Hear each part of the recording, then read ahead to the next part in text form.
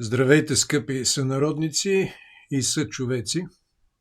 Днешното видео ще е парадоксално по своята същност, защото общо взето всичко е парадоксално около нас, така че може би това уместно резонира с общата ситуация. И когато имаме една цялостна обществено-политическа система абсурдна, единственият начин да се разреши по някакъв начин по-човеколюбив и справедлив е парадоксалната интенция, което е всъщност подход в психологията, в моята сфера на работа на психичното здраве. И аз ще се опитвам да смеса професионалното с общественото.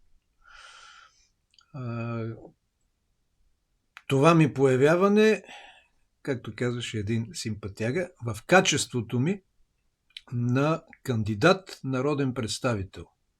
Това е първия елемент от парадоксалността, защото аз съвсем не съм сигурен, че съм народен представител, тъй като се съмнявам да попадам в категорията, която моят съмишленик Росен Миленов, за когото веднага след това ще кажа, тъй като той би трябвало да е тук, но по причини на неговата изключително интензивна, активна работа няма как да е тук, тъй като ние сме в една група, движение на непартийните кандидати.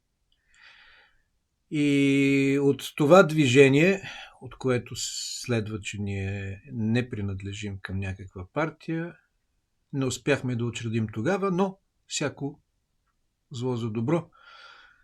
Сега сме в движение на непартийните кандидати и парадоксалното е, както започнах да казвам, пък отворих една голяма скоба, че аз, който не съм редови, според мен, българин, както каза Росен, просто защото живея доста по-различно. А редови в смисъл, че аз попадам в непривилегирована зона, както обикновеният гражданин, е така.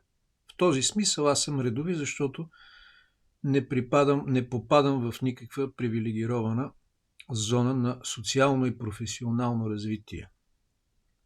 От няколко години съм се преместил в гората общо взето, в провинцията, в едно село във Врачанския Балкан. И от тук се опитвам да продължавам да допринасям за онова, което ние наричаме общество, което за мен не е общество.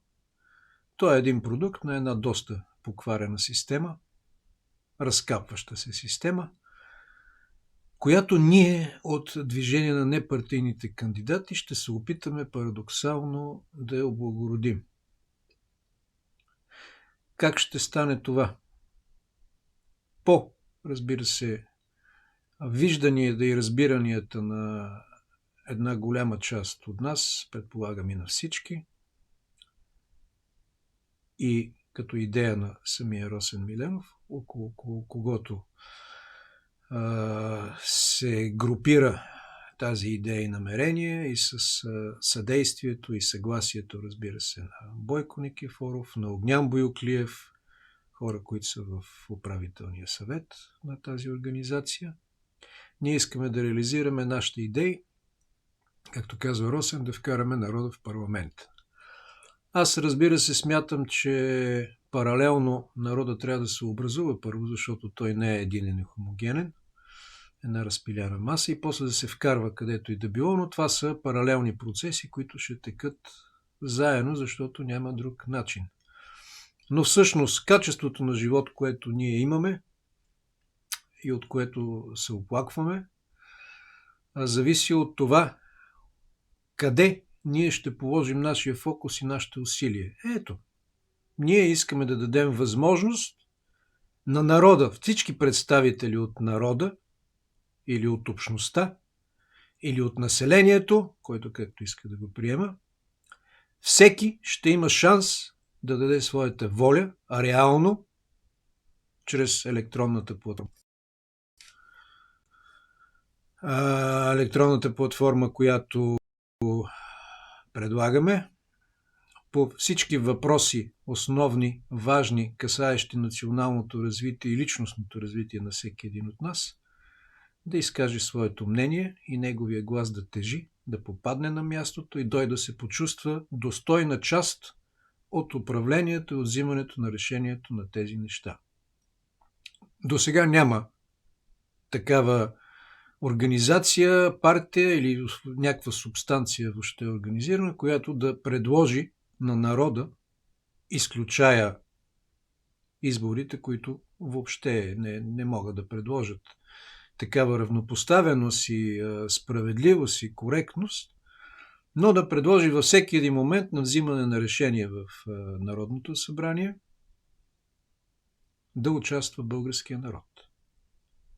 И ако ние не свършим в съвсем кратко обозримо бъдеще, което е дадено като програма стъпка по стъпка, целеположените неща за въвеждане на справедливост, на чистота и на ред в тази страна, следва да се оттеглим, защото нямаме работа да бъдем съучастници на едни мимикриращи конструкции всичките тези 35-6 кусор години, които си играят на опозиция, на водеща структура, на политики, на всякаква лексика, която даже не ми е вътрешно присъща да я изкажа. Един буамач, който замазва очите на хората, замазва съвестите им, замазва бъдещето на децата ни, всичко замазва. Така че, ние отиваме там за кратко, съвсем кратко, да речем месец, един хубав обозрим срок, който ще направим коренни промени въобще в микроклимата и в конструкцията на това същество, наречено Народно събрание.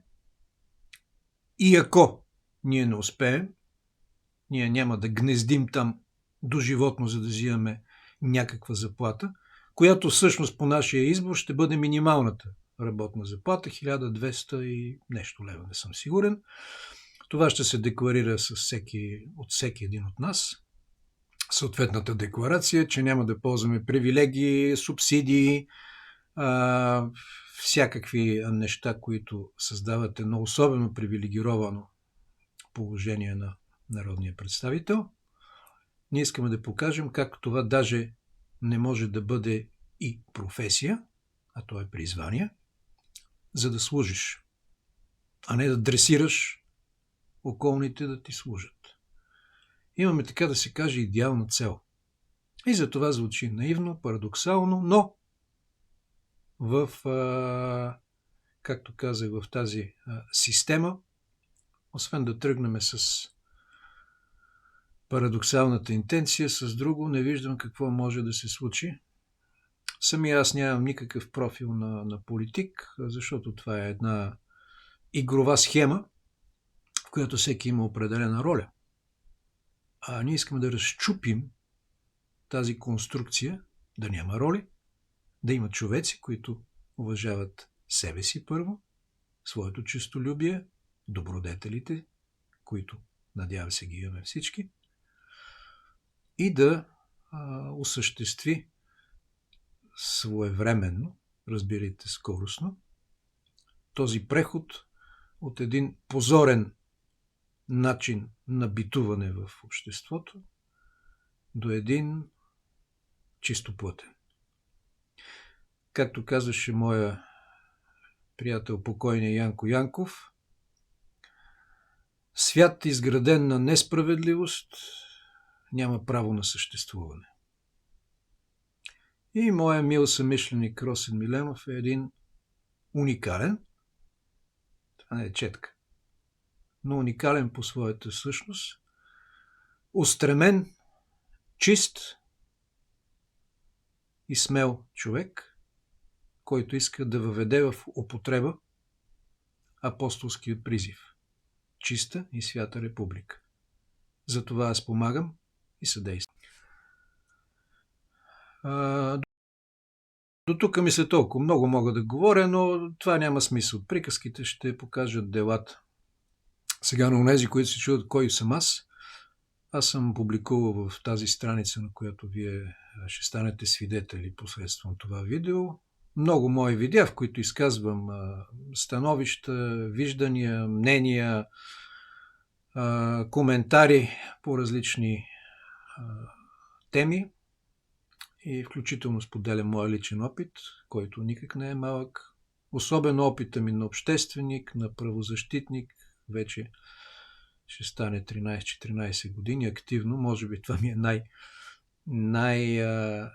неосребрената мисия и постоянство в живота, защото другите ми проявления, чрез които ще се представя сега, разбира се, са по-кратковременни. В любимия ни град София, докато бях последните 25-6 години, съм работил в сферата на психичното здраве, както казах, физическото здраве, като учител по бойни изкуства, различни упражнения, гимнастики, йога включително, като психолог и учител в училища, като възпитател и учител пак в неправителствени организации, като много други неща, които не е уместно да споменавам, може би защото това е една много дълга моя биография на различни проявления. Работил съм и като градинар, и като масажист, и като водещ на радио, и като журналист почти, и като продавач на книги, и като охранител, и много други неща, докато стигна до квинтесенцията на моето поприще, а именно човекознанието, работата с хората и с техните взаимоотношения. Разбира се, съм писал и книги, разкази, стихове. Книги, като казвам, не си мислете, че имам 50 романа. Ето, примерно, една малка книжка с една моя творческа биография на нея. Като такъв се явявам пред вас с недовършено образование по линията на кинорежисурата и театралната режисура. Учил съм икономика, строителен техникум, гимназия и съм завършил накрая от незавършеното психология. Ето ще покажа, тъй като работя и в сферата на изобразителното изкуство, разбирайте керамика. Ето тук показвам, не знам дали се вижда, мои керамични творби. Защото все пак това е част от мен, от моя бит, от моя живот и следва да го покажа. За кого ще гласувате и какво ще направите, естествено, това си е ваша работа. Аз представям себе си, семейството си, 3 си деца, 3 си кучета, 7 си котки и 3 кокошки, моето творчество, моята ценностна система, хората, които съм обучавал и помагал, и там, накъдето смятам, че трябва да върви човека и човечеството. Чистота, красота и справедливост. Разбира се, ако имате въпроси, винаги може да ги зададете. Аз в следващото видео ще отговоря с радост, но не искам да бъде много разпростиращо се, защото, както добре известно, ние нямаме особено търпимост към словоизлянията. Бъдете здрави и това е шансът ви да бъдете творци на вашия живот. Да влезете там, където се дърпат лостовете и се взимат решенията и съответно, ако пропуснете, тази възможност за реален достъп до оперативната част на нашата държава. Благодаря ви.